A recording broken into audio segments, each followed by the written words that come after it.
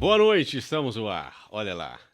Mais uma quarta-feira, 19h12. Hoje nós estamos aqui recebendo mais um especialista, né? Nesse podcast, Rota Med Podcast, que tem um propósito que vocês já sabem, já conhecem muito bem, que é levar informações da área da saúde, informações médicas, informações confiáveis, não só informações médicas, porque já passou por aqui uma fonoaudióloga também.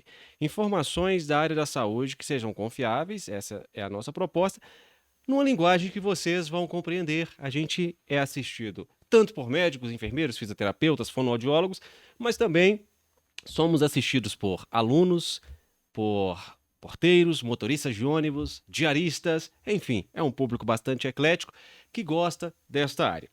Hoje nós temos aqui então mais um especialista que vai entrar nesse time para conversar conosco. O tema hoje é a pneumologia. Muito interessante, vamos conversar bastante. Ele é especialista em pneumologia pela Santa Casa de Belo Horizonte, mestre em biomedicina pela Santa Casa também de Belo Horizonte, pós-graduando em alergologia e imunologia, professor de pneumologia do curso de medicina da Unifenas em BH. E também é sócio da clínica Anima Medicina Respiratória. Estou falando do doutor, professor Jailson Prado, aliás, Lopes Prado. Quase que eu troco, hein, doutor? Pedreira Lopes. Isso, meu Deus do céu. O que eu coloquei um Prado aqui no meio? Pedreira Lopes. Jailson Pedreira Lopes. Pedreira Lopes. Isso. Bem-vindo, meu querido. Muito Bem, obrigado. É um prazer imenso estar aqui com você. Assim, sempre te assisti e sempre curioso para te ver de perto e saber como que era a dinâmica do podcast. E estou muito alegre em estar aqui. E estamos aí para esclarecer as dúvidas e falar um pouco da pneumologia, né? Fico muito Uma área feliz. que o pessoal descobriu que existe depois do Covid, né? Exatamente. O pessoal não tinha pulmão, não. Não tinha não, né? Passaram a ter pulmão depois do Covid. Fiquei muito feliz em saber que você tinha aceitado o convite também, doutor Jailson. E nós tivemos a oportunidade de ter uma conversa aí por telefone de uns 40 minutos, recebeu informação maravilhosa que somos irmãos, né? Descobrimos ali a irmandade também. Então, fiquei bastante feliz com isso, quero deixar consignado aqui. Vamos começar, doutor, eu sempre falo acerca disso com os especialistas, ninguém nasce médico, né? Ninguém nasce pneumologista. O que te levou para a medicina? Bem, você já me autorizou a te chamar de irmão, né, bem? À vontade, à vontade. Meu irmão, a minha relação com a medicina, né, e com a pneumologia, primeiro com a medicina, né? Como é que aconteceu? Eu sou de Janaúba, não sei se você ouviu Norte falar. de Minas. É isso. Janaúba é no norte de Minas, depois de Montes Claros, mais próximo da Bahia. Meu pai, ele é mestre de obra, minha mãe é dona de casa. Tenho 2 irmãs e medicina para mim era uma coisa muito distante nesse contexto, né? Muito distante. Estudei em escola pública, com um esforço, minha mãe, o 3º ano, conseguiu pagar para mim em escola particular, mas assim, muito raso.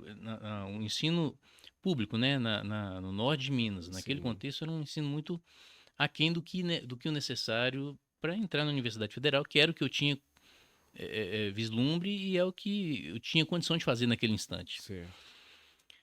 E sempre fui fascinado por biologia, por corpo humano, pela medicina, né? Quando eu era levado em um consultório médico, eu olhava com encanto, né? Sim. Para possibilidade de poder aliviar o sofrimento de alguém. E fiz vestibular uma vez, duas vezes para medicina, não consegui. E aí eu fiz vestibular para enfermagem.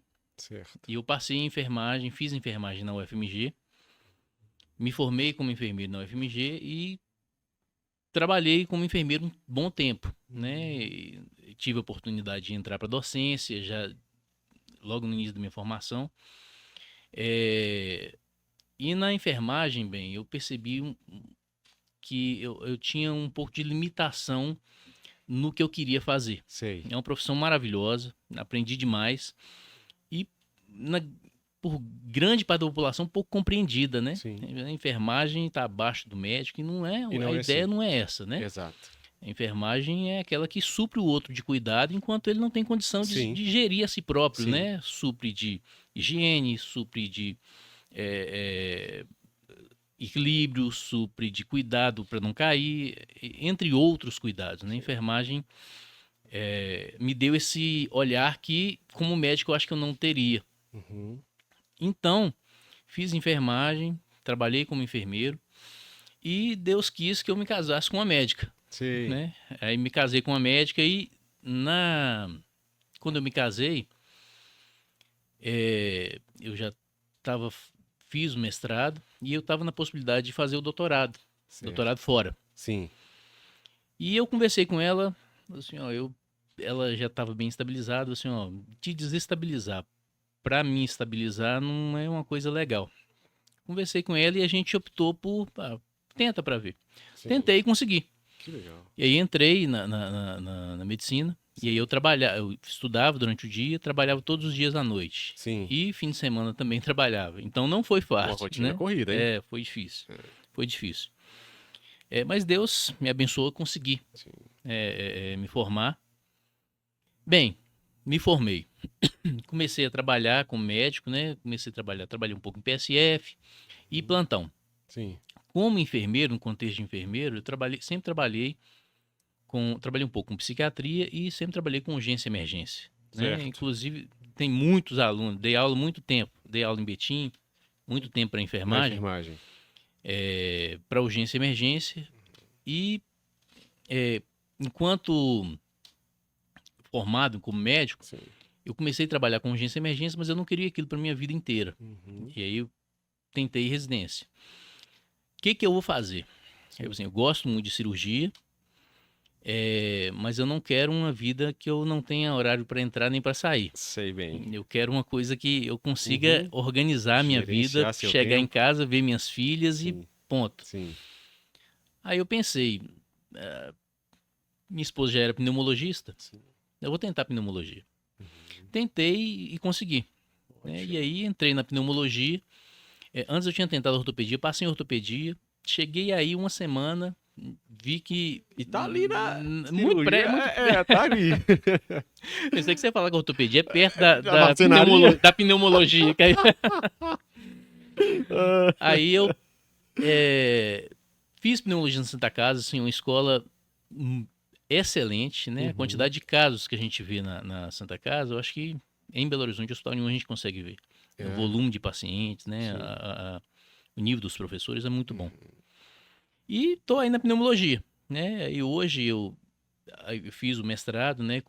Sim. Voltei para docência e atuo como professor da Unifenas, já tem 7 anos na Sim. pneumologia. E hoje atuo só como pneumologista em consultório. Não dou mais plantão, graças a Deus. Tá mais tranquilo Me livrei hoje. dos plantões. Tem hora para sair, tem hora para chegar.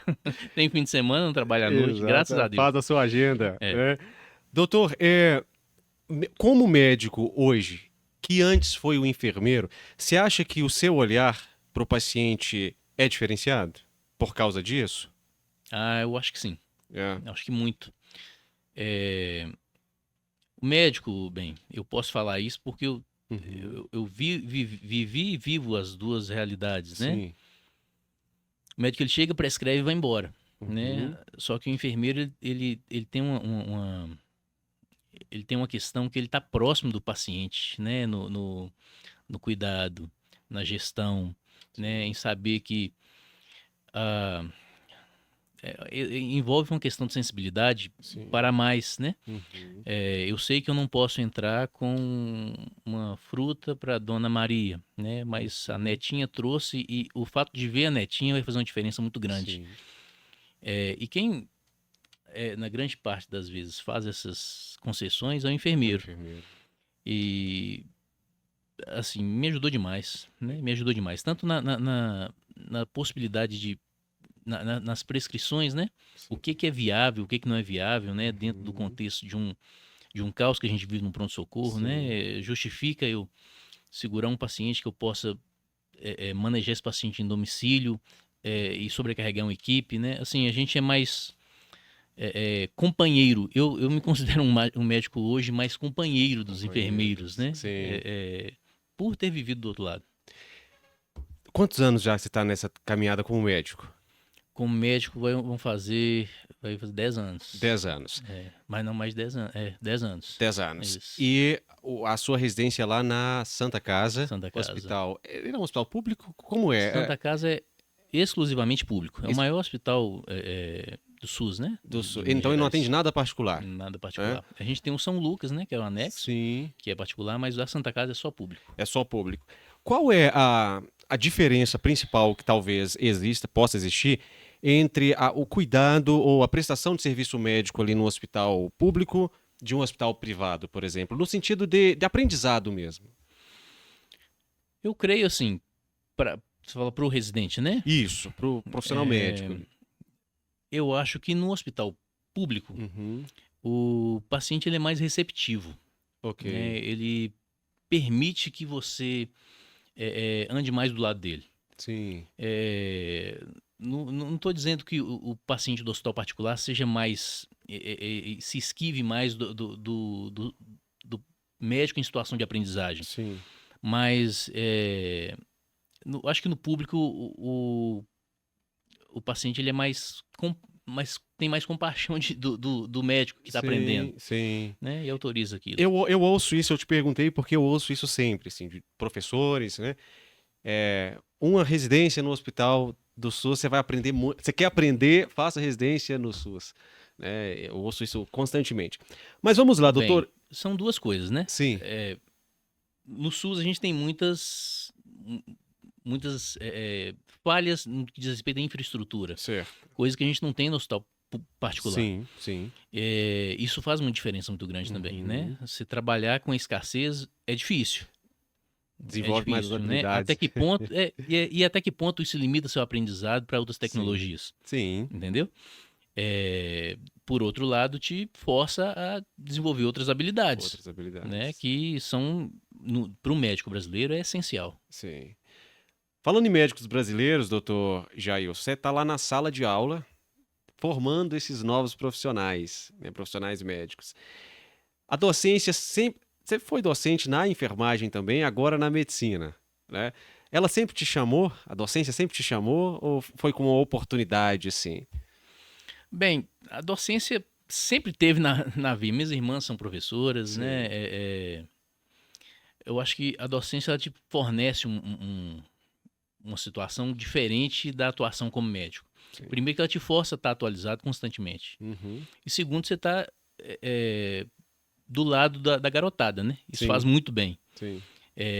Faz bem você estar do lado dos meninos que vêm com ideias novas, com questionamentos novos, te ensinam tecnologias que você não tinha habilidade anteriormente e eu acho massa demais, cara. Massa demais. É um aprendizado também, né? Eu acredito que é isso. Você está dando conhecimento, passando conhecimento, mas aprendendo com eles. Vamos falar do pulmão, doutor Jailson. O que é esse grande órgão aí do nosso... Esses grandes órgãos, né? Temos dois do corpo humano. Rapaz, o pulmão, assim, eu não vou fazer lobby não, né? À vontade. Mas o pulmão foi o primeiro órgão que funcionou, né? Sim.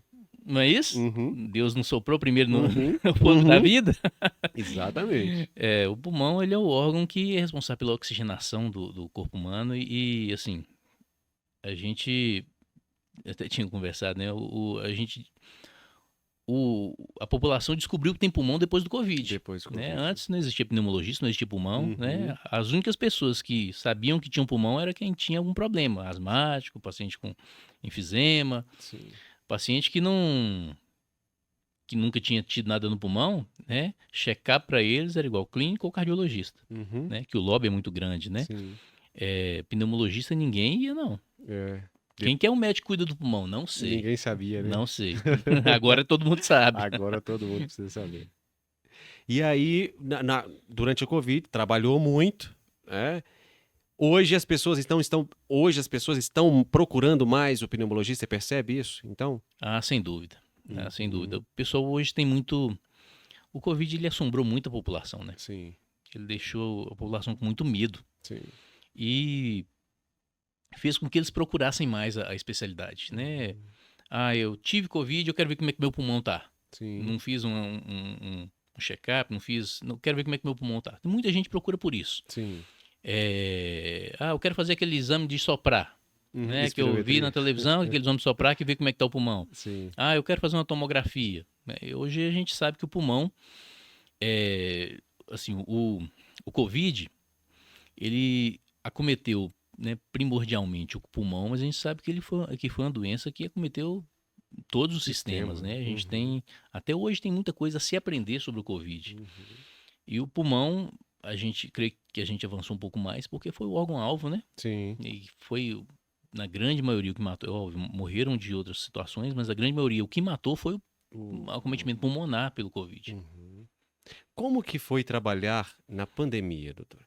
Porque você trabalhava sob um risco constante para você, né, e para o seu paciente. Como que foi manejar isso? Rapaz, é até difícil, né? Falar. Essa pandemia, primeiro eu acredito que tudo é provisão, né? Claro. Essa pandemia veio e ensinou pra gente muita coisa. E trabalhar durante a pandemia me ensinou muito a ter compaixão do outro. E mais do que isso, a pandemia me ensinou uma coisa que eu não aprendi na faculdade de medicina. A pandemia me ensinou minha limitação. Certo. Até onde eu posso ir? Qual que é a minha capacidade de intervir em alguém? Sim. Né? E eu vi que eu não sou onipotente, não. Né? Que eu não posso tudo, não. Tem coisa que vem que a gente não dá conta de resolver. Sim. Né? Tem coisa que... Bem, eu costumo, principalmente paciente com neoplasia pulmonar, paciente em geral, eu faço uma analogia para eles que serve para minha vida também. Né? O paciente ele chega para mim com uma doença, ou seja, uma neoplasia, alguma coisa, ele chega cheio de ansiedade, cheio de... querendo que eu resolva a situação para ele. Né? E eu não vou resolver a situação. A doença dele, para mim, é como se fosse um rio. É um rio, em algumas situações o rio é um pouco mais longo, umas situações o rio é um pouco mais curto, outras situações o rio é um pouco mais raso, outra situação o rio é um pouco mais profundo, em algumas situações tem redemoinho, em outras tem até uma passarela para você andar. Quem eu sou nessa situação? Eu sou o cara que vai te dar a mão e vai te falar. Eu conheço muito bem o rio. Eu sei onde é que dá pé. Eu sei onde é que tem um redemoinho. Eu sei onde é que tem uma areia ali que se você pisar você vai furar seu pé. Eu sei onde é que tem um peixe ali que pode te morder. Eu sei onde é que tem... Então, minha função é essa. Eu vou com o paciente e falo assim, ó, vai por ali, pisa ali, segura ali, anda por aqui. Essa é a minha função. O paciente, ele opta se segue ou não. Pode acontecer na travessia do rio que algo dê errado, né? E que eu seja surpreendido assim como ele. Pode acontecer. Né? E isso faz parte do processo. Né? Mas a minha condição com ele é de parceria. E de mostrar, eu sou um amigo que vou te mostrar como atravessar esse rio com a menor chance possível de dar errado. A gente vai tentar... quem tem que chegar do outro lado é você. Né? É você que tem que chegar do outro lado. E eu vou te mostrar qual o caminho que você tem que seguir. Excelente analogia, doutor. Eu vou emendar com a minha próxima pergunta, que é a seguinte. Você faz uma analogia do rio, né? Para você ajudar o paciente a atravessar o rio, você conhece o rio, então fica mais fácil. Mas o SARS-CoV-2 chegou aí desconhecido, né? Que rio é esse? Pois é. Como ajudar o paciente a atravessar um rio que o próprio médico desconhece? Bem, eu acho que não foi um rio, não. Acho que foi uma cabeça d'água. Já ouviu falar? Já. Aqui em Minas, principalmente, né? Acho que tava todo mundo tomando banho na cachoeira, veio uma cabeça d'água e levou todo mundo. Né? Aí não tem quem conhece. Não tem quem conhece. Não tem quem sabe como manejar uma cabeça d'água.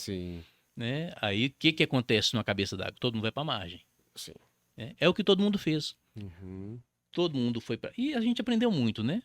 Muita gente se aproximou dos pais, muita gente se aproximou dos filhos, né? Muita gente viu que dinheiro... Assim, a Covid igualou todo mundo, né, cara? Sim. Gente que tinha dinheiro demais, eu vivi isso, né? Pacientes que com muito dinheiro, né? Chegavam, doutor, pelo amor de Deus, me ajuda. Teve vezes que eu chegava no meu consultório, de ter fila pro lado de fora É do mesmo? consultório. E eu cheguei, teve uma semana, que é a semana mais crítica, né? Sim. Eu cheguei, tinha a secretária estava lá e tinha gente pro lado de fora do consultório. Aí eu entrei e gente muito grave. E gente que arruinava e tinha uma característica engraçada assim, né? Uhum. Interessante que ela devastava, tinha famílias que ela fazia uma devastação, Sim. né? E tinha gente que não tinha No... tanto problema, Aham. né? E nessa semana que assim, a gente perdeu um número considerável de pacientes por mandar pro hospital e chegar lá não tinha, O que fazer? não tinha Ah, não como tinha entrar, como entrar. Aham. né? Ia lá e voltava, Sim. né? E aí voltava, e aí quando ia no consultório, voltava numa condição pior, a gente voltava com ele pro hospital e aí a gente perdeu. E aí teve muitas coisas diferentes, né? No começo era intubação precoce, depois não, Uhum. intubação tardia, depois corticoide não pode, depois corticoide pode, depois imunobiológico, uma miscelânea de coisas no meio disso aí. Sim. É a cabeça d'água, né? Com certeza. E é uma cabeça d'água e que amedronta, né? Porque a cabeça d'água amedronta, né? Muito, muito. E Você pode não sabe. acontecer de novo, né? Pode acontecer de novo. Exatamente. Doutor, Só que ninguém toma banho na cachoeira agora em véspera de chuva. Exatamente. Todo mundo tá sabendo como é que é. Exatamente. Então ensinou também, né? É. Ensinou. Como era chegar à casa? Porque lá no hospital ou na clínica, você, humanamente falando, era uma esperança para esse paciente. Ele esperava que, não, estou na mão de um profissional que também está aí nessa cabeça d'água, está cheio de dúvidas também, mas é uma esperança para mim, eu vou ouvi-lo, Vou segurando a mão dele pra vou atravessar o segurar rio. na mão dele para atravessar o rio. E como era chegar à sua casa? Porque lá você é o marido, você é o pai, e provavelmente o seu filho, as suas filhas também estão com medo, você está com medo por elas, a sua esposa é pneumo também. Como era chegar à casa ali? Então, é, Deus me preservou muito no Covid, Uhum, né? Eu acho que por precisar de mim para assistência, sim. durante o processo, né, a fase mais aguda da pandemia, nós não pegamos Covid Uhum, e a gente prestou assistência, atendia no consultório, mas teve uma hora que eu tive que afastar. é. Quando eu conversei com minha esposa, olha, tem gente morrendo, não tem para onde mandar. Se a gente precisar de ir pro hospital, não vai ter jeito. Vão parar? Sim, Aí ela falou assim: vão. Fechamos o consultório um tempo, fomos pro interior e sim, ficamos lá um tempo. Telefone tocando, a gente tentando orientar por telefone e tal. Me senti mal pela situação, sim. né? Por não. Por soltar a mão de quem tava querendo atravessar o rio, Mas é porque você também porque precisava, eu né? não tava dando pé para mim. Exatamente. Aí eu afastei um tempo, né? E depois retornei e reassumimos o consultório. Sim, Mas esse período mais crítico foi uns 15, 30 dias, a gente saiu. isso aí. Você acha que o mundo está preparado para uma nova pandemia no equivalente? Melhor do que antes. É. Melhor do que antes, né? Mas Uhum. o problema é que foi imprevisível, né? A Sim, gente não não sabe sabe. o que aconteceu, né? Exatamente. Até hoje tem muita coisa que a gente não sabe. É um vírus muito diferente do habitual, né? Sim, Muta muito rapidamente, tem muitas variáveis envolvidas nisso aí. E para complicar tudo, ainda teve uma politização do processo e gente que parou de tomar vacina e isso que, acho que foi o pior, né, foi doutor? terrível, Foi o foi pior. terrível. Eu acho que saúde pública, ou saúde, na verdade, deveria ser uma área. Não sei nem se eu posso falar isso, se é leviandade dizer isso, mas ela deveria ser imune à política, né? Não sei se é possível dizer isso, porque a política também governa É, a saúde pública, né? Precisa. Mas, enfim, essa uma ideologização, coisa, ela é. uma coisa interessante que mostrou o poder do SUS, né? Sim, O claro. poder do SUS, a capilaridade da vacina. Sim, Foi, assim, fantástico o que o SUS fez pela população nesse período. sim. Foi ele que segurou a E ele bomba, que né? segurou a bomba. O hospital particular não segurou, Não não. Não segurou. aguentou segurar, né? Não segurou. Deixa eu abrir para as perguntas aqui, doutor. E aí depois nós vamos conversar mais sobre os casos que você trouxe aí pra gente. Você mandou onde, Isaac? Rota Med. Deixa eu abrir aqui para uma pergunta aqui, olha. Quais são os casos clínicos mais comuns que você, como pneumologista, atende? Bem, o feijão com arroz do pneumologista Uhum. é asma, Ok. né, que é uma doença que muito negligenciada, Uhum. muito negligenciada e muito maltratada. Sim. E o enfisema, que é o DPOC. Sim. Mas pneumologia não é só isso. Né? Uhum. Pneumologia tem muita coisa por trás disso aí. Pneumologia você tem doenças infecciosas, você tem doenças intersticiais, que é um universo, né? Uma interface muito grande com a reumatologia. Sim. Pneumologia você tem função pulmonar, você tem muita coisa. Muito vasto, muita né? coisa. Tá, então vamos falar aqui sobre asma, doutor. Por que ela é negligenciada desse jeito? Porque o povo acha que não mata. Uhum. O povo acha que não mata, É. né? A asma, ela mata sim, Sim. né? E é uma doença que a gente... eu acho que o médico sabe tratar muito mal a asma, né? Uhum. Ele acha que é só bombinha de salbutamol. Uhum. Né? A grande maioria que chega no meu consultório tá com a bombinha de salbutamol. O paciente Sim. com a bombinha de salbutamol no bolso, né? E quando eu tô cansado eu faço isso aqui. E não é isso. Uhum. A gente tem que entender que o paciente asmático, ele é um paciente inflamado. Sim. E um paciente inflamado, ele é inflamado por inteiro, né? É a Sim. inflamação que aumenta risco cardiovascular, né? É a inflamação que prejudica a questão de desenvolvimento neuropsicomotor, N situações. A asma, assim, não se mostra tanto caso, né? Se for pegar no pronto-socorro, Sim. os casos de pneumonia giram em torno de 30%. É muita É muita coisa. coisa. Pneumonia, asma, TPOC, muita Sim. coisa. A asma, nessa situação aí, e o paciente, ele com asma, ele usa a bombinha, ele melhora. Uhum. Né? Aí E ele acha que o processo inflamatório, ele parou, mas não parou. não parou. Ele está ali por trás. Então é necessário tratar a asma. Né? E o tratamento da asma pode se fazer com bombinha e pode se fazer também com medicamento oral, pode fazer com medicamento injetável, dependendo do nível de gravidade da asma. Sim. Né? E a asma, a asma tem uma relação muito grande com o meio que o sujeito vive, né? Tem um fator ambiental, né? Como é que é a casa desse paciente? Sim. Né? Existe medicamentos muito caros, né? Uhum. E aí os laboratórios até falam assim, tem que prescrever esse medicamento. Não, peraí. Com esse remédio que você está me oferecendo para tratar esse paciente, se eu tirar esse paciente lá da casa dele, que é cheio de mofo, cheio de bicho, e pôr ele para morar num apartamento no Lourdes, Sim. a asma dele vai tratar. Sim. Então, entender o contexto que esse paciente está inserido é muito importante para que a asma dele... Eu falo para o paciente igual, a gente tem uma balança. Nessa balança, a quantidade de exposição que você tem. Exposição eu falo o quê? Animal em casa, mofo, quantas vezes troca roupa de cama, cortina, tapete, bicho de pelúcia, piso de taco, sofá, assim, é uma infinidade.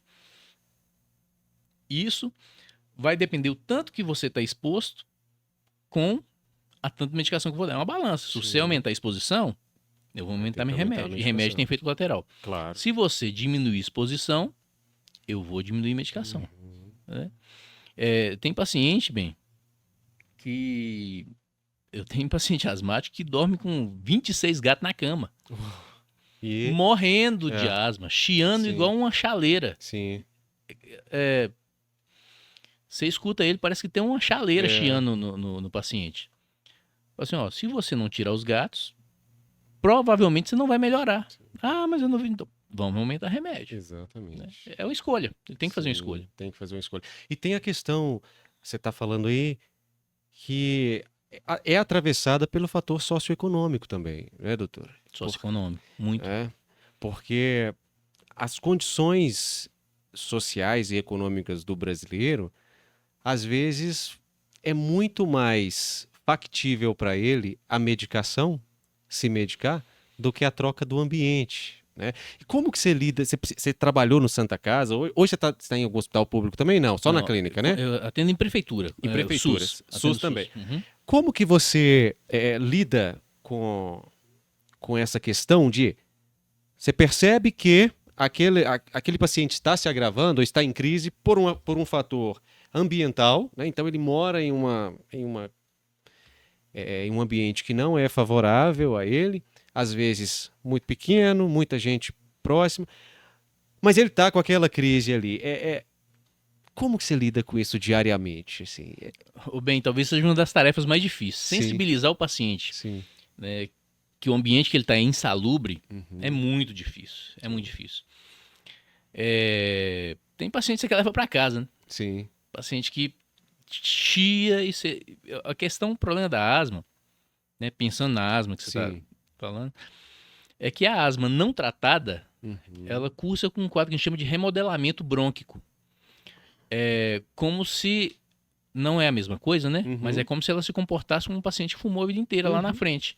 Então, a moeda que eu tenho de troca com o paciente é falar com ele, assim, olha só, se a gente não tratar agora, não intervir agora, as medicações que eu tenho para te oferecer não vão ser suficientes, né, Uhum. para você ter uma qualidade de vida quando você tiver com seus 60 anos.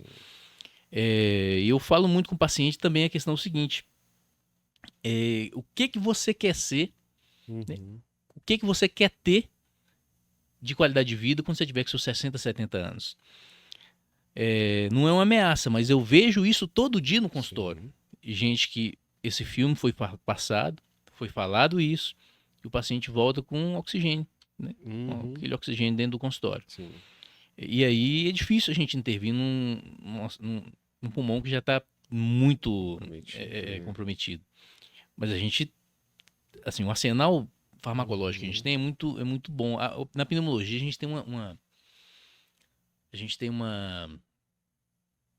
benesse, vamos dizer assim, Sim. que talvez nem todas as outras especialidades têm, que é a via.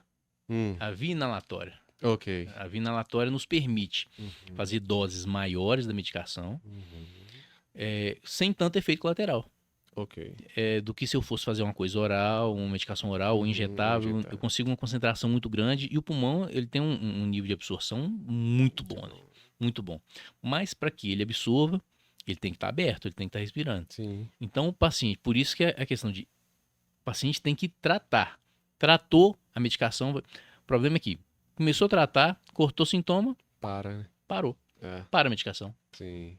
Sem pensar que o processo inflamatório está mantendo ali, ó. Continuando lá, né? Ser médico é muito difícil, doutor Jailson. Você tem, além de lidar com a doença, com o adoecimento, você tem que lidar com a relação de convencimento, chamar o paciente para o plano terapêutico. E como professor, você acha que a nova geração de médicos está pronta para lidar com essa dificuldade da medicina? Porque a medicina é um status ainda no Brasil hoje, né? Então eu penso o seguinte, eu tenho 2 filhos, quero que os meus filhos tenham uma boa profissão, que dê a eles um bom retorno financeiro, logo vou financiar a eles a faculdade de medicina, possibilitar a eles a faculdade de medicina. Mas não é isso, né, só que tem que acontecer. O que você está vendo hoje como professor, lidando aí com esse pessoal que está chegando? Porque eu estou vendo você falando e eu estou sentindo a dificuldade, né, desse processo ali de negociar com o paciente. É um desafio. Você acha que a gente... Vou me colocar no meio, tá? Porque eu também sou acadêmica. Claro que eu não sou tão jovem assim, mas vou me colocar lá. Como que a gente está lidando com isso? Bem, é difícil até de falar, né, dessa questão, porque essa sensibilidade, ela passa por empatia, por misericórdia com o outro, né? Vou pegar a etimologia, miserus cordis, né? Cordis de coração e miséria, sentir a miséria que o outro, sentir o sofrimento do outro. Sim. E isso não é todo mundo que tem, Não né? E não é todo mundo que tem, e muitos professores discordam de mim, mas eu acho que isso a gente não consegue ensinar. Eu não falo que isso é inato, mas isso vem de berço. Eu acho que a experiência que você teve com sua família, a experiência que você teve com o outro, com o próximo, que vai moldar isso aí.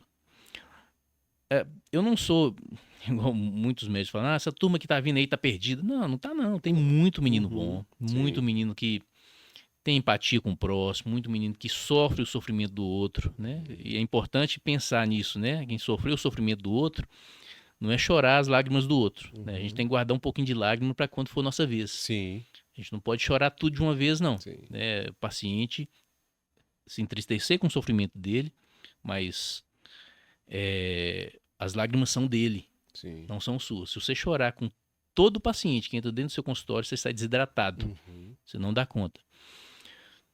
Essa questão não é só do paciente SUS pobre não, viu bem? Uhum. Dessa dificuldade em manejar o cuidado dele dentro do domicílio. O paciente abastado também. Sim. Eu vejo, mas aí muda um pouco o colorido da história. Uhum. Eu vejo muito paciente chegar para mim, para mim chega um pouco menos, mas chega, doutor, eu quero fazer um check-up, quero vitamina D. Eu quero Tá em isso. alta agora a tal da vitamina D, né? Eu quero ir. E tem muito médico fazendo isso, medicando o sofrimento, Uhum. né? Medicando a situação. E quando você pega esses marcadores, né? Esses marcadores de saúde, e você medica, ele é como, na minha concepção, né? A vitamina D, vamos pegar ela, Sim. já que eu citei ela. A vitamina D, ela fala muito mais da qualidade de vida do sujeito, Claro. de como ele se comporta enquanto ser humano, Sim. de quando ele deixa de ter razão para ser feliz, né? Que a gente tem esse problema, né? A gente Sim. quer ter razão e não quer ser feliz. Sim. Do quanto ele toma sol, do quanto ele brinca com os filhos, do quanto ele... É óbvio, né? Que é uma situação difícil no contexto Claro. de trabalhar, de ter... Sim. É como se estivesse acontecendo. A situação vem com um tampão e tampa o buraco da porta e deixa de ver. Sim. Você acha que seria muito fácil, né? Dar uma dose de vitamina D, o sujeito, não, tô bem, resolvi todos os meus problemas, estou com minha vitamina D de 60. Não, não é assim. Como é que você dorme? Sim. Né? Medicar medicar problema é muito difícil, né? Passa por mudança de comportamento, passa por muita coisa. Mas a turminha vem boa, só. Não, eu não estou desesperançoso como a grande parte dos meus colegas, não. Maravilha. É óbvio, né? Tem muita gente... Sim. A medicina teve uma popularização muito grande. Sim. Né? Muitos cursos agora, né? Isso foi muito bom e muito ruim ao mesmo tempo. Sim. Foi bom porque propiciou muita gente que não tinha condição entrar na faculdade de medicina e cursar um curso e mudar a história, às vezes financeira, apesar do contexto da realidade não ser tanto assim. Mas muita gente entrou também porque o pai quer. Né? Tem muito isso. Sim. E a medicina ela tem uma característica que ela, não sei se você vai concordar comigo, é uma profissão muito forte. Sim. Né? E é uma profissão muito forte que às vezes ela emoldura o defeito do sujeito. Ela autoriza o sujeito a falar o que quer, a se relacionar com o outro enquanto médico e não enquanto pessoa. Sim. Isso é muito difícil, né? Muito, muito. E eu estava conversando até com uma colega recentemente sobre isso, do poder, e tive a oportunidade também de conversar contigo aquele dia, lá nos 40 minutos de muito bom de prosa, papo que tivemos, de prosa, né? de presbiteriano. Exatamente. A medicina, ela é uma profissão que, assim, vou comparar com o jornalismo, por exemplo. Eu sou jornalista, eu levo o fato, eu levo a notícia. Aliás, eu levo a notícia, eu não levo o fato. Né? Eu levo a notícia,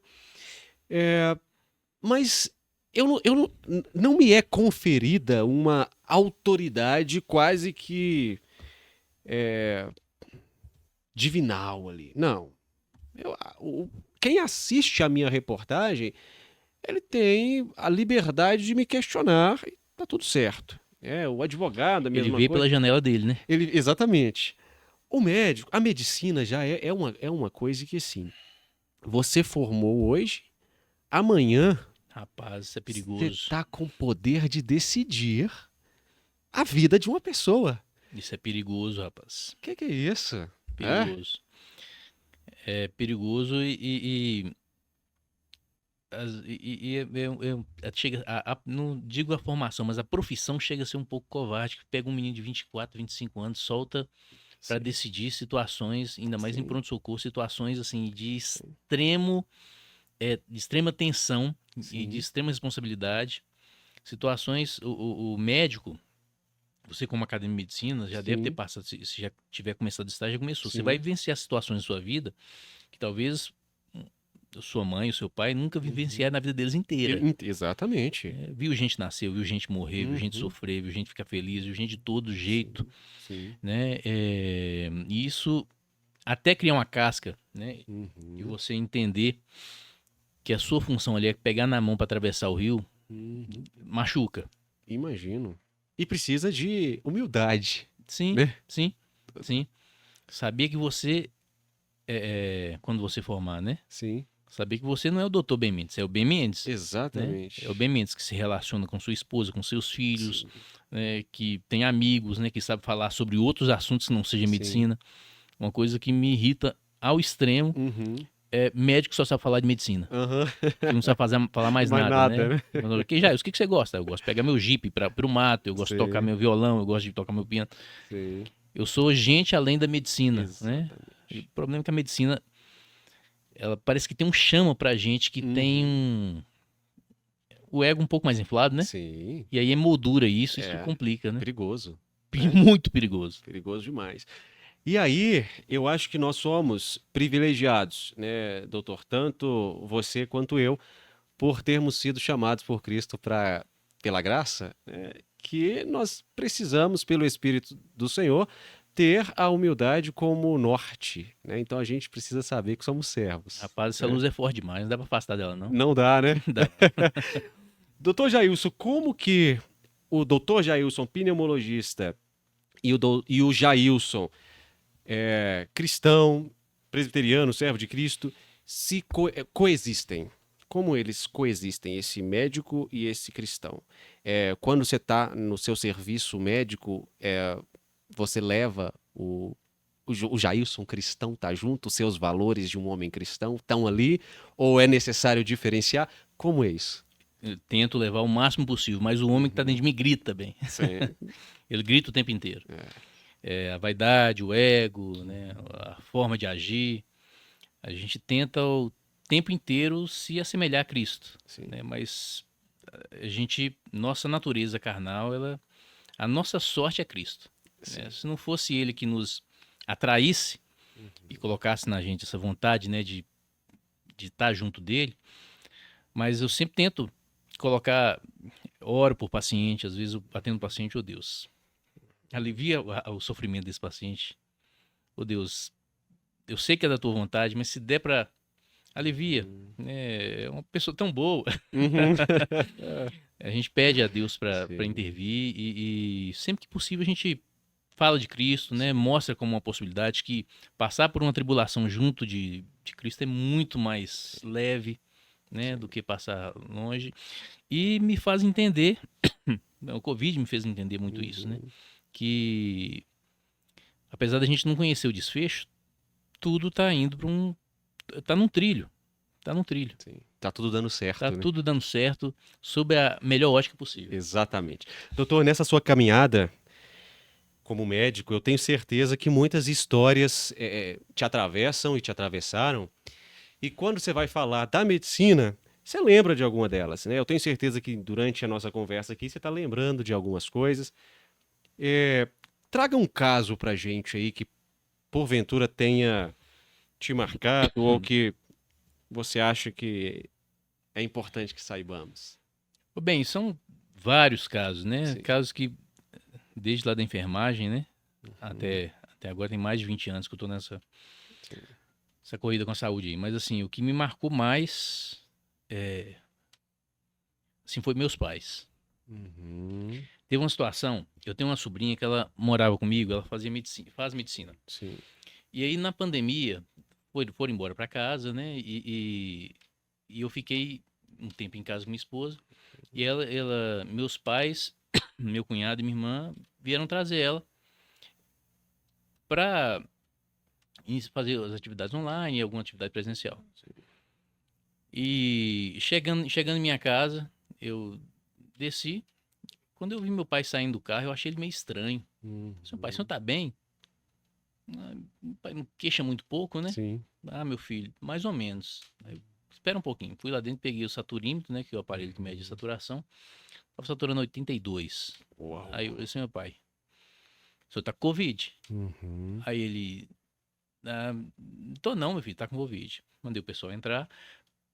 Já falei com minha esposa, ó, liga pro hospital.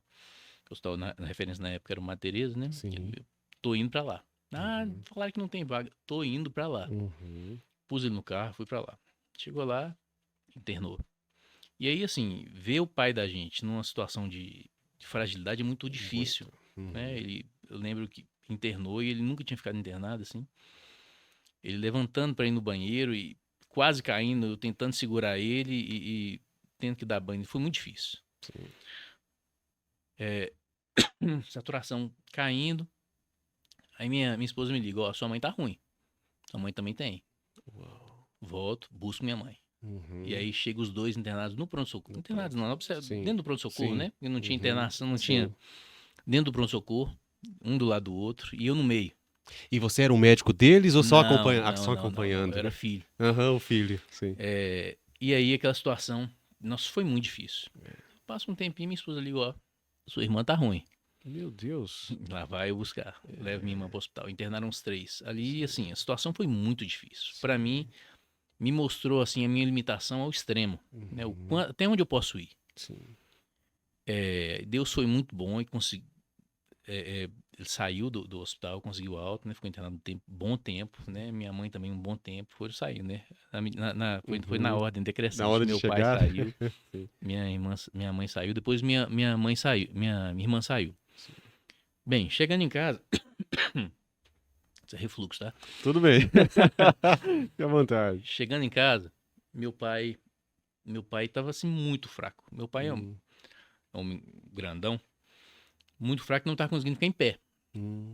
E ele saiu com um marcador de trombose um pouco mais alto. Não tinha trombose, mas assim, a dedímero saiu um pouco mais Tava alto. mais alto. Aí foi optado por fazer uma anticoagulação para ele. A gente sabe que a anticoagulação exige uma série de cuidados. Claro. Risco de queda, né? Risco de se sangrar, Sim. vai sangrar. E nisso meu pai estava em casa. Entrou todo mundo, eu pedi fisioterapeuta e montamos uma estrutura para atendê-los lá.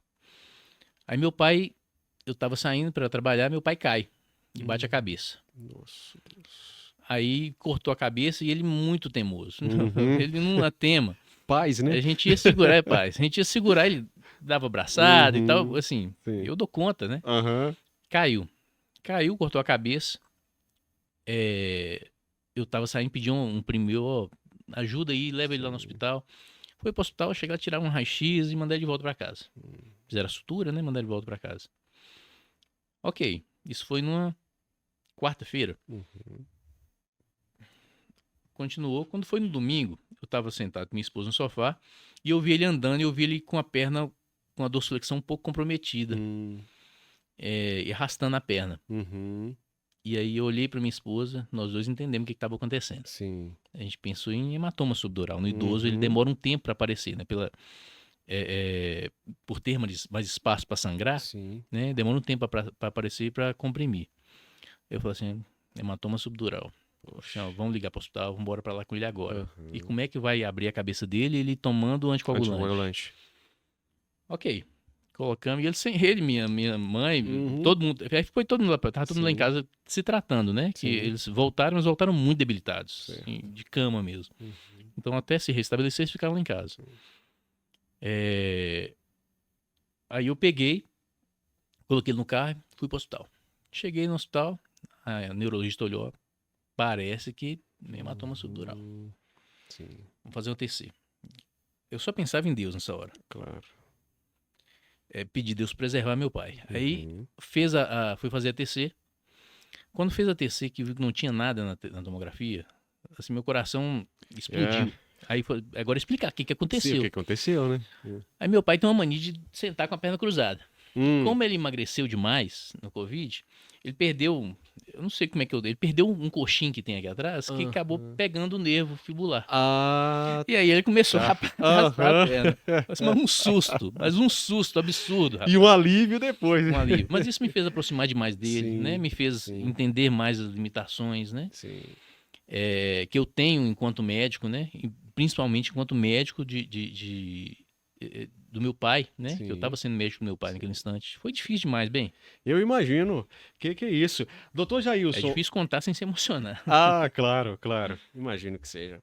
É, por que você, como médico, deu os cuidados do seu pai para outro médico? Você acha que... Eu estava conversando com um amigo meu hoje sobre isso, que ele é advogado, né? E a gente estava conversando sobre os meus processos. E ele perguntando para mim se eu ia querer me habilitar nos meus processos, e eu falando para ele que é necessário um afastamento, porque a gente leva muita emoção. O médico, a mesma coisa acontece? Não é bom o médico tratar o próprio pai, tratar o próprio filho? Ô, bem, não é bom tratar nada com emoção. Aham, Nada, né? Se sim. você vai tratar seu filho, se você tá bravo, pensa, relaxa, vai conversar alguma coisa com sua esposa, pensa antes de tratar. Mesma coisa no cuidado, né? Sim. Tratar o cuidar do pai da gente, de um próximo da gente, é muito difícil. Sim. Muito difícil porque vem uma enxurrada de pensamentos de que pode dar errado, que pode dar certo, alternativas de tratamento. É melhor você depositar na mão de alguém que você confia e esperar que isso aconteça. Eu não prefiro não. Não é É óbvio, né? aconselhável. Coisas mais simples Simples. a Uhum. gente maneja, Sim. né? Mas quando muda, né, a Uhum. cor Ah, da situação, a gente prefere pedir para um colega, né, sim, para atuar. certo. E é mais tenso, gera mais tensão atender um familiar de um médico? Se o médico for próximo, não. Não. Não, eu pelo menos não sinto isso, Uhum. não. Sim. Mas quando chega no consultório já dando carteirada, eu sou. Aham. Aí a gente já fica um pouco assim, né? A gente já. A conduta não muda. Sim, A conduta não muda. sim. Às vezes você pode até pecar por excesso. Uhum. Um exame que você acha, esse exame eu já sei o que vai dar. Sim. Mas eu vou pedir para ver a foto Aham. do bicho. É, Às vezes a gente faz isso. imagino. E não deveria. Não deveria interferir, né? Não deveria interferir, porque afinal, eu acho que essa questão da carteirada é uma das coisas mais irracionais que se existe, né? Pra que eu vou dar uma carteirada em alguém, sendo que o tratamento será semelhante? Vamos lá, doutor. Eu vou abrir para outras perguntas. O Gabriel, olha eu te chamando de Gabriel. O Isaac. O Isaac mandou. Tem aqui, Isaac? Doutor Jailson, professor de pneumologia, médico pneumologista. Doutor, o Beburat. Na verdade é uma moça. Beburat. Pensei que era nome de remédio, né? Não, não parece? Eu acho que deve ser o primeiro O nick, nome né? e exatamente o nickname. Ou patronímio, né? Ela traz uma pergunta aqui que eu acho que é muito atual também. Inclusive, semestre passado eu tive que fazer um seminário sobre isso.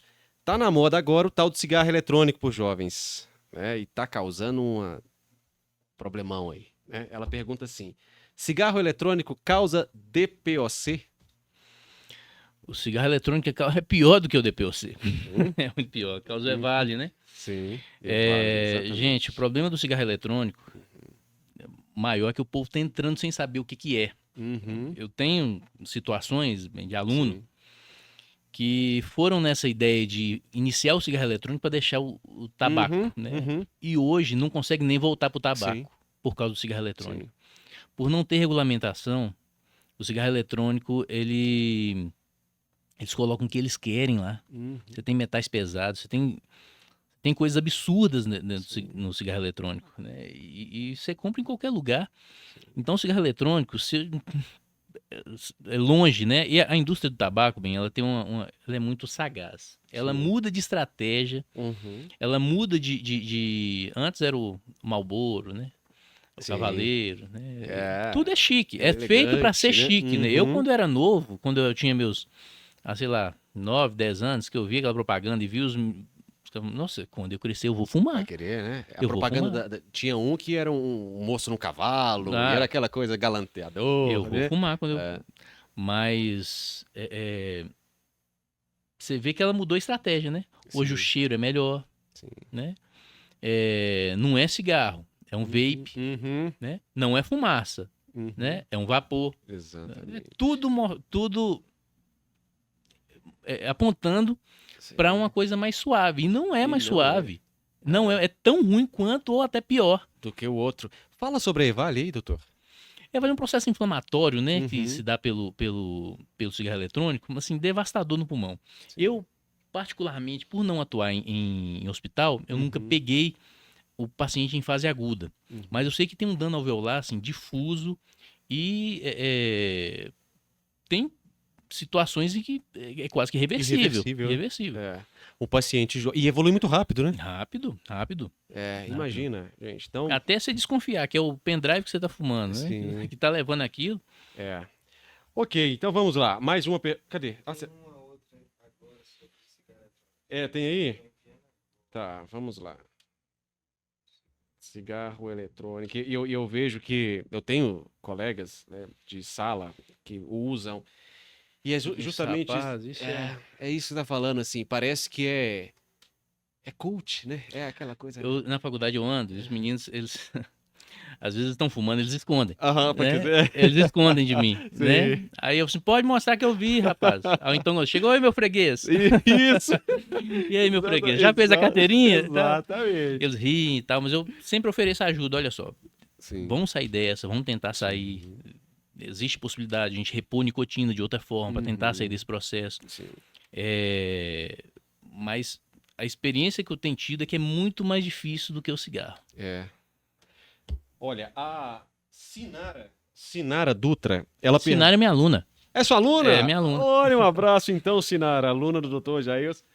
Somos agora, então, Sinara, colegas, porque eu também estou sendo aluno aqui, doutor Jailson, né? Posso colocar isso no meu currículo? Opa! Não sei se vai agregar muita coisa, não. Vai, certamente vai.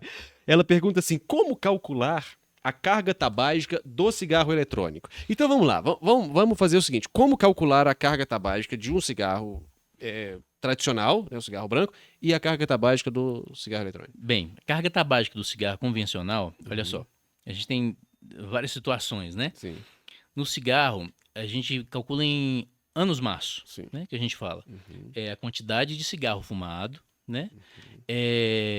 Vezes a quantidade de anos, dividido por 20. E aí que é vai a dar um quantidade número. de cigarros que tem Isso, numa. e aí vai dar um número. Aí você fala, paciente, vamos colocar, o paciente fumou 20 cigarros durante 10 anos. Ok. Vai dar 10 anos maço, né? Essa história muda quando o sujeito começa a introduzir o tipo de cigarro, que é o que acontece. Sim. Ah, eu vou passar pro paiol, que é mais tranquilo. Não tem essa ideia? Sim, Ah, o artesanal, né? paiol é natural. É natural. Sim. Não tem nada disso. O cigarro de palha, ele é de 5 a 7 vezes. Quando você vai fazer a conta, Sim. um cigarro de palha, fumar um cigarro de palha equivale de 5 a 7 vezes o cigarro normal. Ou seja, você fumou um cigarro de palha como se você tivesse fumado aproximadamente 7 cigarros normais. Não estou falando para ninguém passar para um ou para o outro, não estou mostrando a gravidade do processo. Quando chega no vape, no cigarro eletrônico, aí muda a história, porque não dá para calcular. Não dá para calcular. Porque a gente não tem noção do que tem lá dentro. Exatamente. Eles colocam que eles... Gente, olha só. Eu tive uma atualização de pneumologia no passado. Sim. E mostrou a quantidade de metal pesado que tem, até maconha. Eles encontraram o canabidiol com maior potencial para viciar o paciente. E nicotina, eles declaram uma quantidade de nicotina muito menor do que a quantidade de nicotina que eles colocam. E aí o camarada vai comprar... Não, eu vou comprar daquele, que aquele é melhor. Não é que aquele é melhor, é que aquele tem mais nicotina. Sim. Então, assim, a gente perde o cálculo nisso aí. Sim. A gente anda no escuro. E é devastador, né? Sim. Não é regulamentado. E aí o sujeito tenta voltar pro outro, não dá a mesma coisa. Os receptores de nicotina estão assim, ó. Olha, o Cristiano Araújo, doutor Jailson, ele fala assim, ó, eu sou tabagista e tenho muita tosse. A tosse do doutor Jailson é refluxo, já falou isso. Tenho muita tosse. Pode ser alguma doença grave? Eu sou tabagista, tenho muita tosse. Pode ser alguma doença grave? Ele não falou há quanto tempo ele é tabagista, né? Se ele puder mandar pra gente aqui. Pois é, Cristiano, isso depende da quantidade, várias coisas, né? O tempo que você fuma, né? Que tipo de cigarro que você fuma.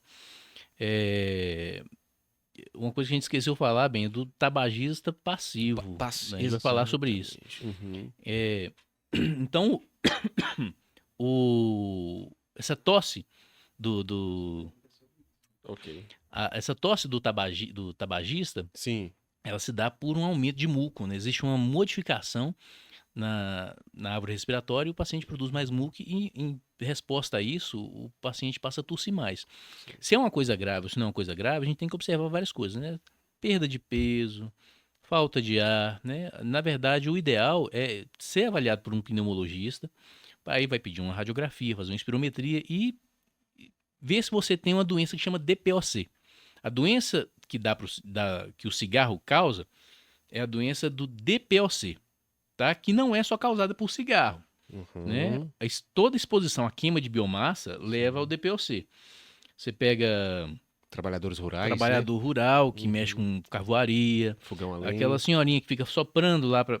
Eu tenho vários pacientes assim, que Uhum. nunca colocaram um cigarro na boca, mas que tem um pulmão tomado de enfisema. Então, o que é o DPOC? O DPOC, ele é um enfisema, que é uma destruição do pulmão, do alvéolo, conciliado com a bronquite, que é o processo inflamatório causado a substância do cigarro na árvore respiratória. Então, e o DPOC tem tratamento, né? Não tem cura. Sim. A gente consegue. A primeira situação que a gente tem que fazer é pensar numa estratégia, Cristiano, de você parar de fumar. Essa é a primeira coisa que a gente tem que pensar. Porque cigarro não dá só DPOC. A gente sabe que cigarro incrementa muito a chance de neoplasia, incrementa muito a chance de doença cardiovascular. E o cigarro, gente, assim, já saiu de moda, né? Sim, sim, exatamente. O Alan, ele pergunta assim, olha, doutor, ele mandou um superchat, inclusive. Obrigado, Alan. Doutor, verdade ou mito que a fumaça é mais perigosa do que o próprio trago? Parabéns a você e ao convidado. Um salve para a família Lopes, Curitiba, Paraná. Receio, então, que ele esteja falando sobre o fumante passivo, né? O cara que não coloca o cigarro na boca, mas está do lado de alguém que está jogando fumaça. Isso. O fumante passivo é aquele que inala a fumaça sem estar fumando. Sim. Né? A gente tem duas situações.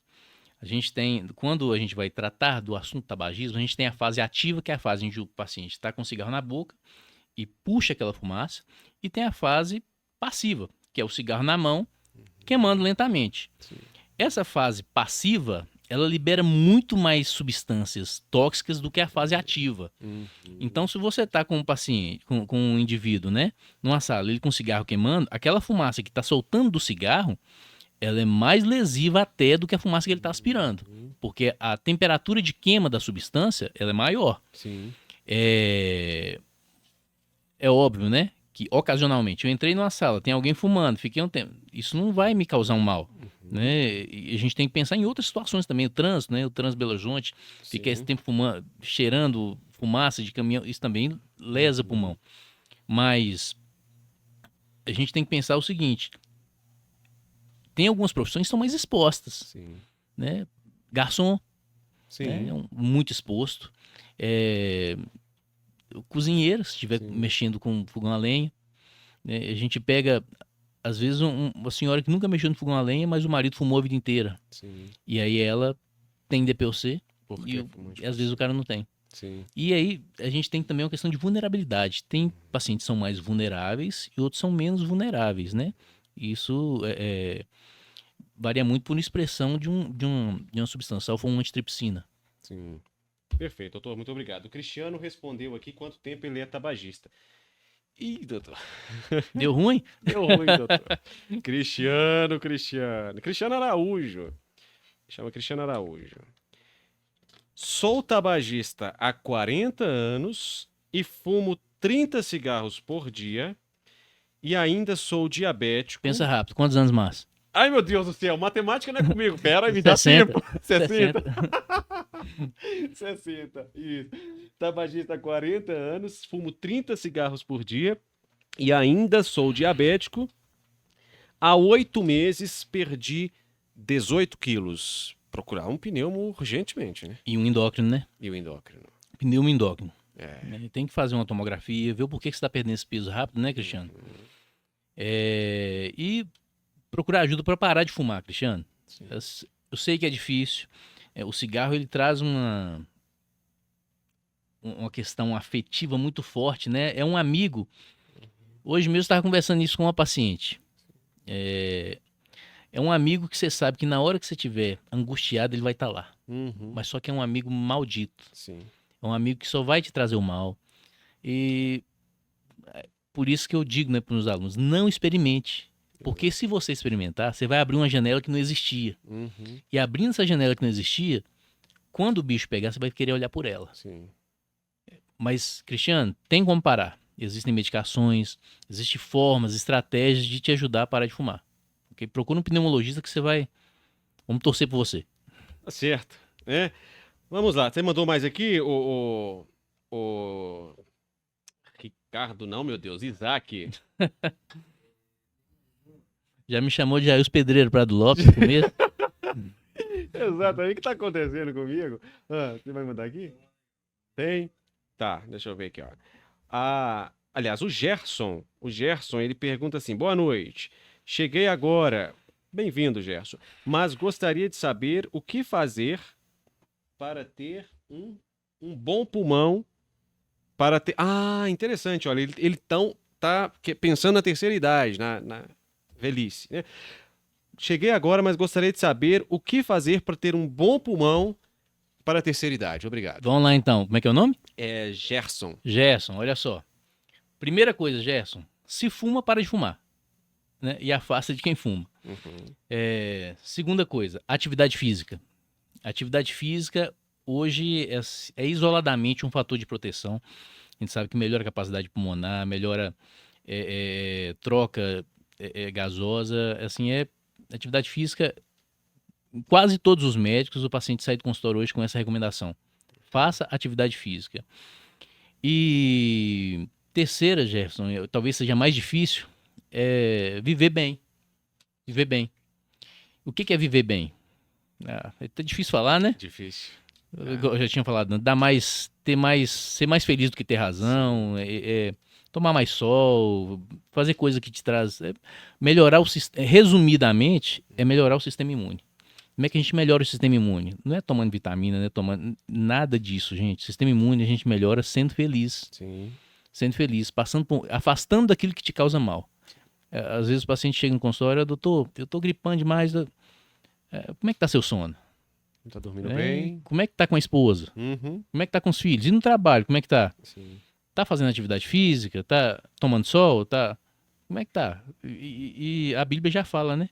Um coração alegre. Aformoseia o rosto. Aformoseia o rosto. Precisa de plástica não, gente. Exatamente. É isso mesmo. Vamos lá. Você apagou? Tinha chegado aqui? Não é. É porque eu já li, né? Perfeito.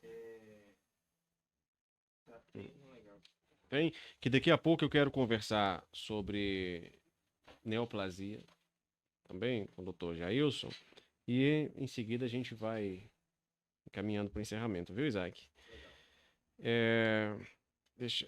Vai abrir aqui ainda.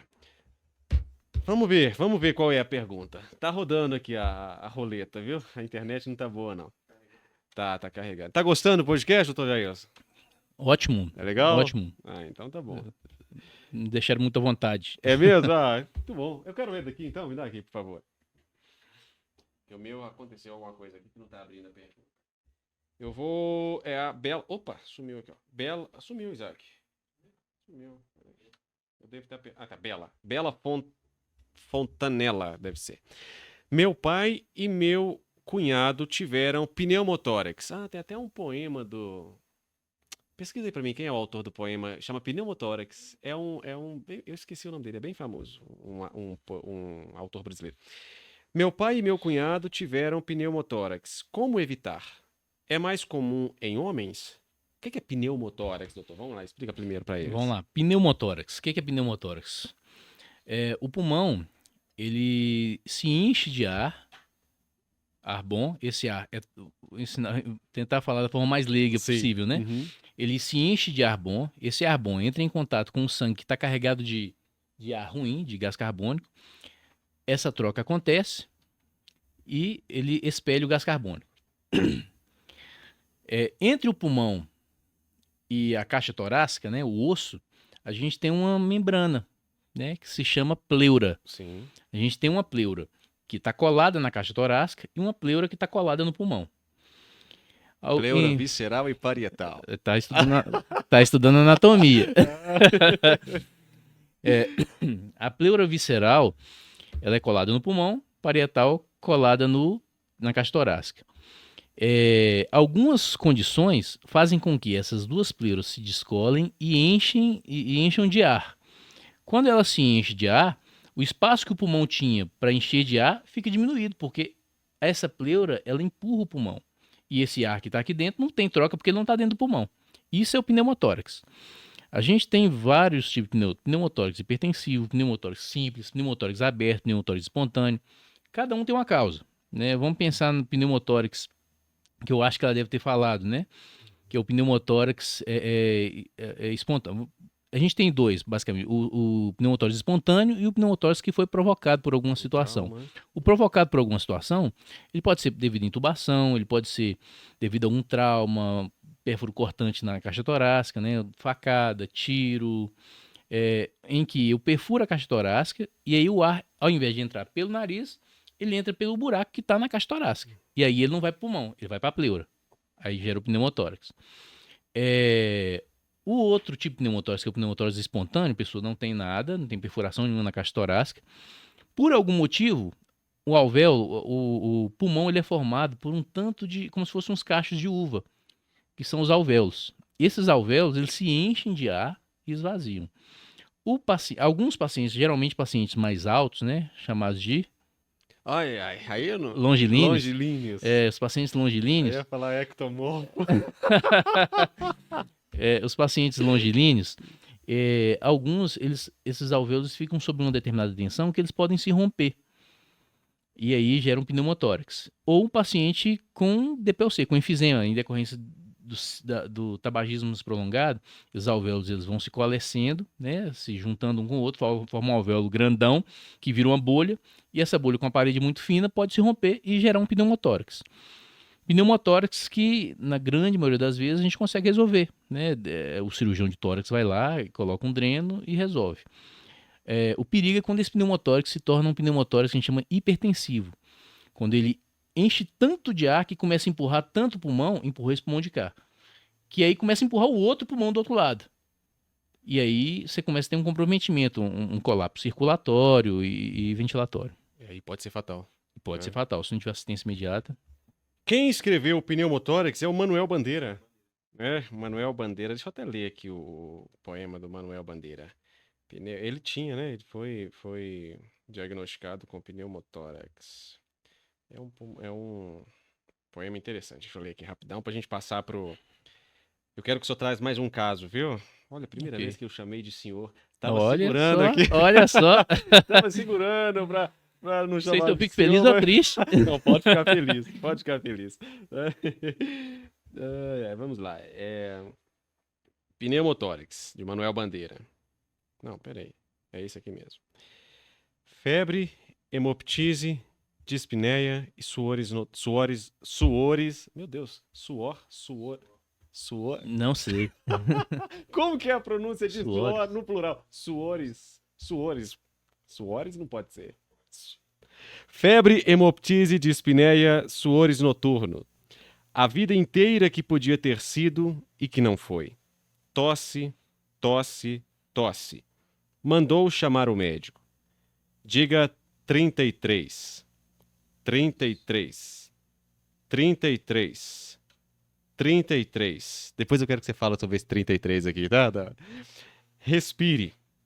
O senhor tem uma escavação no pulmão esquerdo e o pulmão direito infiltrado. Então, doutor, não é possível tentar o pneumotórax? Não. A única coisa a fazer é tocar um tango argentino. Frêmito pulmonar, 33. O que é isso? Frêmito tóraco vocal, né? Tóraco vocal. Frêmito tóraco vocal, os médicos de antigamente eram muito melhores do que nós, né? Uhum. Eles lidavam com muito mais escassez. Então, o frêmito tóraco vocal, ele ele te fala sobre as características físicas do que está dentro da caixa torácica. Quando o médico coloca a mão nas suas costas, né? E pede você falar 33, 33, vai repetindo, esse 33 ele gera uma vibração, né, no seu aparelho respiratório, e essa vibração é transmitida para a caixa torácica. Essa transmissão da vibração na caixa torácica, ela guarda característica do percurso que ela fez, né? Sim. Se ela percorreu um local onde tem líquido, o líquido faz o quê? Amortece. Sim. Então, tende a ficar menor. Se ela percorreu um pneumotórax, Sim. amortece, tende Sim. a ficar menor. Se ela percorreu uma estrutura mais sólida, uma massa, uma pneumonia, ela tende a Aumentar. ter mais matéria para propagar. Uhum. Ela vai ficar maior. Percorrer um tumor, tende a ficar maior. Sim. É mais ou menos isso. Por isso do poema 33. É. Aqui, né? Doutor, mais um caso pra gente aí que você tenha trazido, envolvendo caso. a medicina, a pneumologia, enfim, a sua trajetória. Bem, são tantos, né? Deixa eu ver aqui. Um caso que eu... Sim. tem um que me marcou, né? É assim, mesmo? eu trabalhava numa empresa em Betim, Sim. uma empresa grande, né? Em Betim eu era um médico ficava de plantão na empresa. Ok. E aí eu ficava à noite. Nessa empresa, o movimento era muito pouco à noite, né? Assim, basicamente atendia 2 pacientes na noite, né? Ok. Muito pouco. E aí dava pra gente descansar bastante, né? E na grande maioria das vezes, os pacientes que chegaram era caso muito simples, que o enfermeiro que estava lá no posto de enfermagem medicava o paciente ia embora. Ok. Na grande maioria. E aí chegou um moço, o moço chegou com dor de cabeça. Dor de cabeça. Não tem nada a ver com pneumologia, né? Uhum. Chegou com dor de cabeça e o enfermeiro me chamou. Sim. Assim, ô, doutor, paciente de dor de cabeça, o cara pode medicar. Ah, você pode ir lá, não sei... Mas por quê? Pode medicar ele. Não, você pode ir lá. Eu falei, nossa. A gente, quando, no começo, a gente fica muito bravo quando chama a gente de madrugada, apesar de ser uma coisa muito feia, né? Uhum. Nossa obrigação tá lá, prontidão Sim. pra atender. Uma coisa que eu descobri muito precocemente é que a energia que você gasta para atender um paciente de bom humor e de mau humor é a É mesma. mesmo. É. É a mesma energia. Sim. E isso faz uma diferença muito grande, né? Sim. Porque dependendo da energia que você depositar, que você entrega ao paciente, ele vai te devolver. Sim. Né? Isso vai fazer toda a diferença quando você voltar para o seu descanso. Claro. Se A você energia vai é a voltar mesma, mas o desfecho é completamente diferente. completamente diferente. Beleza, chegou esse moço, né? Eu levantei e fui lá atender. Já que eu vou atender ele da melhor forma possível.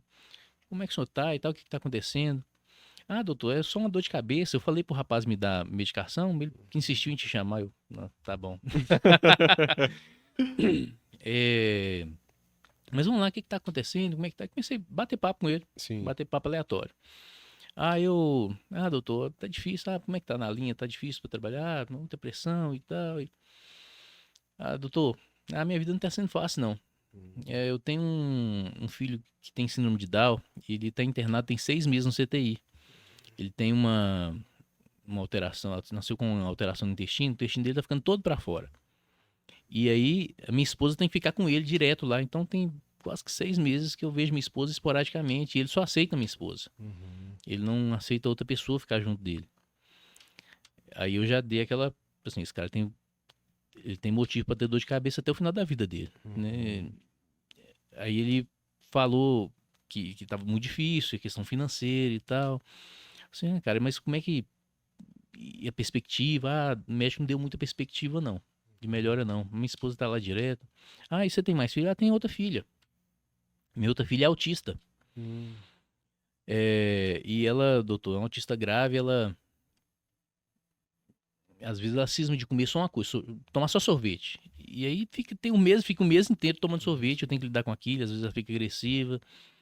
E aquilo foi me dando um tapa na cara, né? Foi me dando... De madrugada. De madrugada. Que quem estava se tratando daquela situação era eu. Sim. Né? Eu preocupado em meu descanso, né? E o sujeito ali procurando uma dipirona. Na verdade, a dipirona era o mínimo, né? A questão dele era muito maior. Sim. Muito maior, né?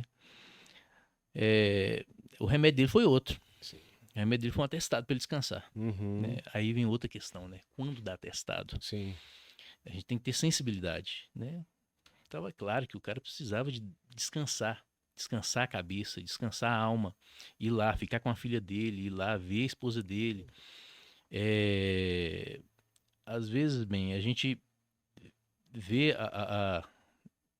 a história do paciente por uma janela que é nossa. Sim. Né? Ter empatia e sentar do outro lado e perceber o que motivou essa senhora a vir aqui 3 horas da manhã com um menino com a febre há 6 dias. Sim. Ou então com um menino com a dor na perna há 6 dias. Tenta entender. Exatamente. A angústia é dela. Exatamente. O sofrimento é dela. Senta lá e você vem cá. Já levantou, Sim. já está sentado na mesa. Trata bem. Sim. É o mínimo que se pode esperar. Sim. Né? Trata com educação. Você vai perceber que você vai aprender muito mais do que você vai dar. Você vai ganhar muito mais do que você vai dar. Né? E isso é viver leve, né? Isso é melhorar o sistema imune. Sim. Isso é melhorar o sistema imune. Exatamente. Preferir ser feliz do que ter razão. Maravilhoso. Eu penso muito nisso acerca, como eu te falei, eu quero ir para a psiquiatria. Principalmente quando você lida com um paciente poliqueixoso, nem sempre a dor dele ou o Onde é que está essa dor, né? Exatamente, onde está, né? Onde é que tá essa Mas dor? esse paciente vem no serviço de saúde todo dia. O que está levando esse paciente todo? Será que é porque ali ele está é o único ambiente em que ele de fato se sente cuidado? Ô, bem, É? onde é que a gente pode ser escutado de graça? Exatamente. Aonde? No posto de saúde. E na E na igreja? igreja. Os dois estão cheios. Os dois estão cheios. Os Exatamente. dois estão cheios.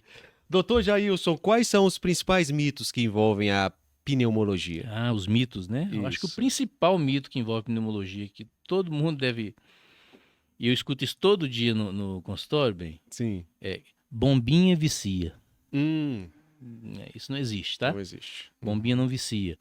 E dependendo da bombinha também não trata. Uhum. Ok? Então precisa procurar uma assistência, conversar com um pneumologista e ver qual tipo de bombinha é essa, mas tirar isso da cabeça. Sim. A bombinha causa muito mais bem do que mal. Não existe essa. Para de usar. Vários pacientes, Sim. para de usar isso, porque se você usar, você vai viciar. E depois você não vai conseguir largar. Hum, Isso não existe, não né? existe. Um outro, um outro mito, né, que a gente escuta demais é o Uhum. princípio de pneumonia. Ah, sim, eu dei princípio de pneumonia. Isso. Não existe princípio de pneumonia. Ou tem pneumonia ou não. Ou não Tem, não existe princípio de pneumonia. Sim. Outra coisa, tomar gelado, né? Sair com, como se diz no interior, sair com o peito, como é que é? Tomar vento nos Tomar peitos. vento, aham. Tomar vento nos peitos. Causa pneumonia. Não causa pneumonia, gente. O que causa pneumonia? Contato com alguém que esteja com pneumonia. Sim. Isso causa pneumonia, né? E aí acaba que, por que no frio tem mais pneumonia? Porque no frio todo mundo fecha as portas e vai para Sim. dentro de casa. Sim. É isso que, essa que é a questão, Sim. né? Mas frio, tomar gelado não causa pneumonia. Cigarro eletrônico não faz mal e ajuda a parar de fumar. A gente já discutiu. De exatamente. forma nenhuma, né? Não ajuda a parar de fumar De jeito de jeito nenhum. nenhum. Entre vários, né? É. Que a pneumologia tem. Eu imagino que todos os dias. Tem. Doutor, a primeira vez que você tá trazendo aí coisas muito boas sobre a pneumologia, mas eu vou te contar uma experiência que eu tive que me assustou. A primeira vez que eu tive um contato com a pneumologista, era uma pneumologista que era uma fumante, eu falava assim, gente, mas eu não tô acreditando nisso não, porque ela sim, ela beleza, atendia, saía pra fumar. Atendia, saía pra fumar. Eu falei assim, gente, mas como é que ela deve tratar o paciente que chega pra ela com o DPOC e o pulmão tá todo comprometido? Como é que ela deve Você falar, tem que né? parar de fumar. Tem que parar de fumar. Ou então o meu também tá assim. Você tem que parar de fumar, senão você vai ficar desse jeito aqui. Exatamente. É o parâmetro. É. Doutor Jailson, quais seriam as mensagens ou a mensagem que você deixaria agora para nossa audiência nessas palavras finais? Eu sei que você está sendo assistido nesse momento por alunos também, Sim. né? Por pessoas que aspiram o sonho de se tornarem médicos, pacientes, familiares. Qual a mensagem que você deixa? Bem, a mensagem, acho que a mensagem, primeiro para, se tiver meus alunos, né, ou qualquer outro aluno de medicina, não deixar a profissão ser maior que você. né? Seja indivíduo, né? Seja o ser individual e um ser que existe apesar da medicina, ok? Uma outra questão é aproxima de Deus. Tem tudo para dar certo, né? Mesmo que pareça não estar dando, tem tudo para dar certo.